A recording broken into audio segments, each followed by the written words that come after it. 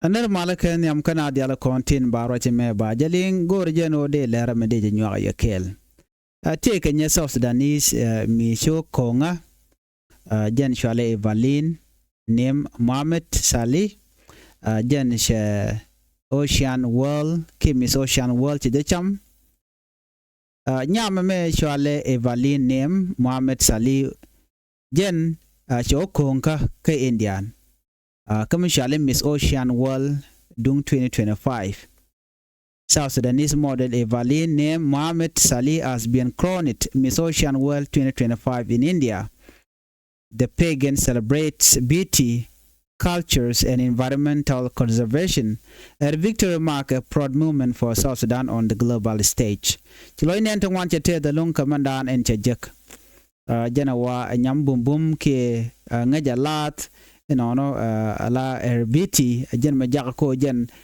be Miss Ocean be cham ka jo ran chalat ke je jen chaja kron lo ante me jeram dan la kur la de ko la ro chere mi kwermen ka mandan en chalat gwasa meni chalat wo jen ajme cho konka den cha gwar ngwan cha kalen alo jeram nyam dan en cha kwan ke cha jigno jen chi pas ke chi win cha chu crown alo jen ramadan en la chi mu chi je ga tama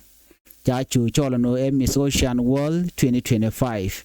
Guatu one ngay kone longre wika South Sudan ka balang tidit to goro can they can work a competition it in kone lat we monitor dien. Ngay kone lat ne siang gua long lat jek machare leka gua no katele corruption melat kitin ki cha na cha mu bong ko sometime tine la ya ko ngene nye ken den chicken ne ko ken chicken ka gor anyong bi ngaj bo gwas men wo chiran ko competition chicken nyama chi Miss Ocean World jo chama nya South Sudanese me bi ngaj no ne ala chara mi mo mishro de yacht charge gor so nye kon misharo den yor teme de ka balang to go long ko en skin color in la kwashanya lungon jen ko ngai kon no black is beautiful so mishir kana mo der go ben wo de gwa de kin ko chikaren de yacht mekan nyal kan ro de yacht definitely there and there are winner ka competition din kon latke so chi nyama me mishal ke Evaline Neim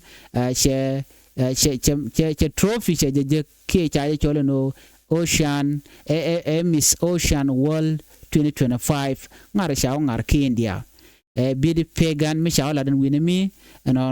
chicken celebration mi chicken lat kajan che crown che jek and Miss Ocean World 2025 jo me jen dana gore de nyoga yekel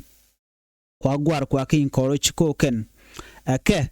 shirodian yacht ka jagrodian ka balang ka domangwa ko gode kan o konka Kongwalong right now winmon we ka modeling we ka passion keteten la je winmon rodian so meche to kono de now tin bo mena gwar nyet kon de kon ka jako de kan chupten ba chupdien tin gor lan medit che lan matot gor jeno de ken courage ko chikaren de yot no de ka yer ka normal liet no ke men gwa ko chipoiran chero de yot ke je ko temira ro de yot che to laran chwa jek ane biate kamal bye bye